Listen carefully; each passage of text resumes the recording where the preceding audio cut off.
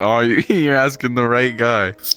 Everyone's a fucking alcoholic. People are drinking Monday through Friday. I mean, I've been on here for like 2 weeks, like in this world, and I've just been getting drunk every night. So I'm like literally an alcoholic now because of VR chat. Everyone in this game are alcoholics. That's my take. Because people just drink because everyone else is drinking, so everyone else becomes alcoholics.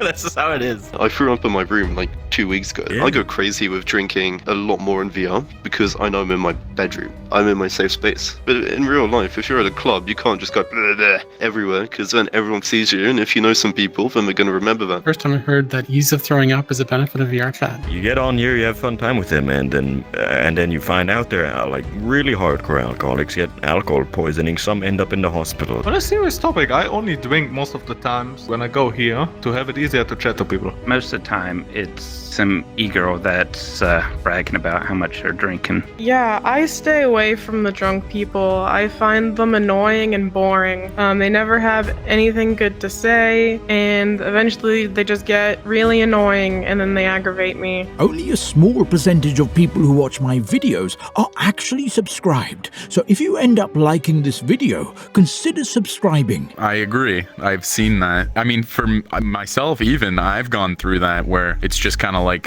you just start casually drinking and it doesn't become so casual anymore. It just becomes kind of like I'm gonna have a Tuesday beer, I'm gonna have a Wednesday beer, and then those 1 beers turn into 4 beers, and then it's just a perpetual snowball of shit that you end up becoming drunk every single night. You're just an alcoholic at the end of the day if you break it down into its component parts. I escaped that, thank God. Well, I don't think VR chat has a drinking problem. I think people have a drinking problem, and it's just convenient for them to get on VR chat and drink with other people who are also escaping reality who have a drinking problem. Obviously, there is a drinking problem, but I mean, it's not like it's everywhere. I've seen quite a lot of people do it, but only in the worlds that involve like a bar or drinking or so. Yeah, but yeah, it's a problem. No, I don't drink because I'm old enough to drink, but I just don't think it's a good thing to do because 1, it's just expensive, and 2, it damages your brain, and 3, it's just like it's useless. It's only short-term pleasure, and I don't partake in short-term pleasure. That's eventually it's just going to ruin yourself, Oh yeah.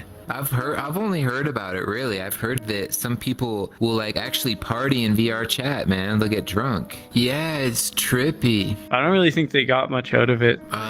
Wandering around in the ocean by themselves. Oh yeah, but I feel like that's a good microcosm for life anyway. Like when you're really drunk, you're not gonna get a lot out of it anyway. So it's an alternate reality. You don't have to face real life when you can just put this headset on and you can go into a completely different reality that might quote unquote be better than, say, your real reality. Maybe you're in debt. Maybe people are fighting at home. Something along those lines. It's shit in real life. You can just put this headset on and it's all gone. It's hard to argue that this life isn't better than most people's real life. Look, we're sitting on a shag carpet with 2 loaf chairs and a goddamn hot tub in front of us, like that's hard to beat. So if someone is like, I don't know, in front of a mirror and they're talking about how much they're drinking, I just find another mirror or I find somebody else to hang out with, which I probably can't be much better because I'm always smoking and then playing in this game, but I don't go around being like, oh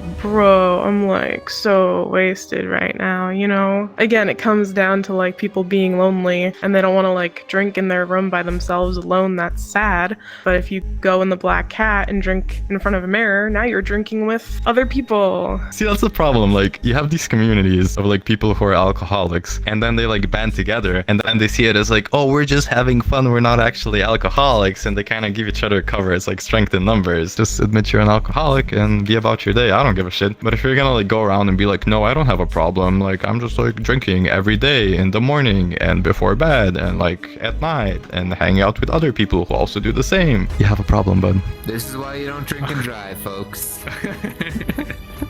Dude, alcohol is no joke, Yeah, getting DUIs will fuck your life up proper. It's not a joke, man. And it should be like that, man. But I've also heard that the U.S. has some of the most like liberal drinking and driving laws of the world in terms of like your percent alcohol. Like a lot of countries have no tolerance. Yeah, it's actually like because it's like 0.06, 0.08. I think it varies by state, right? Yeah, I've never really sort of got involved in any of the drinking games, but I've watched like I watched a lot of sort of Thrill Seeker, you know, the videos on YouTube, and his girlfriend slash partner, she did a whole video kind of covering it on the drinking night thing. But I don't know.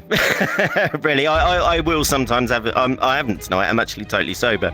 So it's quite weird that I'm talking to you. But that's because the kids are still awake. Yeah, I see.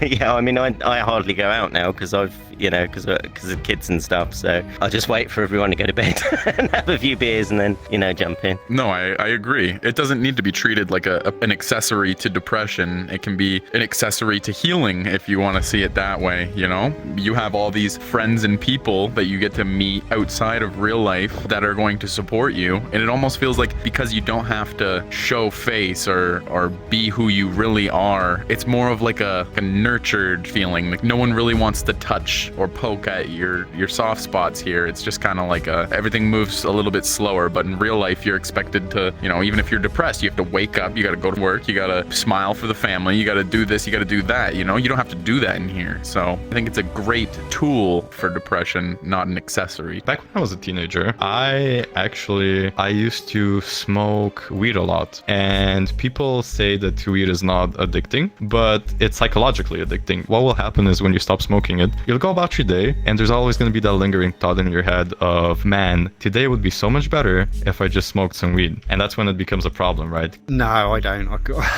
I couldn't drink and wear a VR headset, but I bumped into people. I mean, whether they've been drunk or not, they sounded drunk, and I've heard stories of people getting that drunk in VR chat, like the room's spinning in VR. Yeah, like you get in real life. Whether that's true. I believe that this is just another form of outlet for an individual to separate themselves from their actual life. Because some individuals may have a stressful reality, and this is just another way to escape. Usually, like, you're gonna get like the 21-year-olds, and then you're gonna get everyone above that, right? And everyone's pretty degenerate here. It's kind of like a weird little misfit area of video game players and alcoholics collide. Everyone has that one thing in common, that we all like to wear this big silly toaster on our forehead. Okay, so here's what I like about VRChat. I work a lot, so I don't get a lot of time in my day to do things I enjoy doing, right? And when I was younger, I used to go out and I used to get drunk and I used to have fun, but that was always end in like getting come over, and then like you waste a lot of time. Whereas on VRChat, if I need my like social fix, right? I need some like interaction, I need to talk to someone, I can just get on.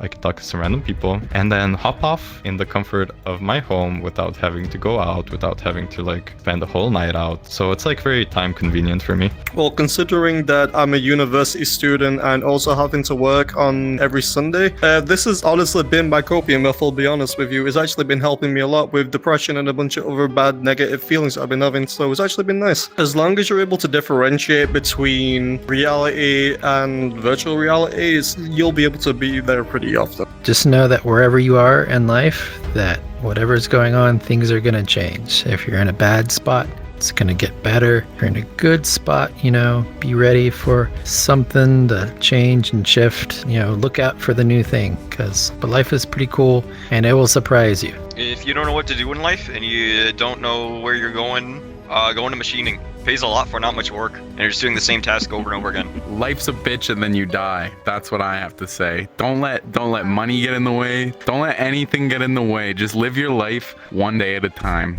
Kindness is contagious. When you are kind, you inspire others. Be the spark. Spreading kindness merchandise available now.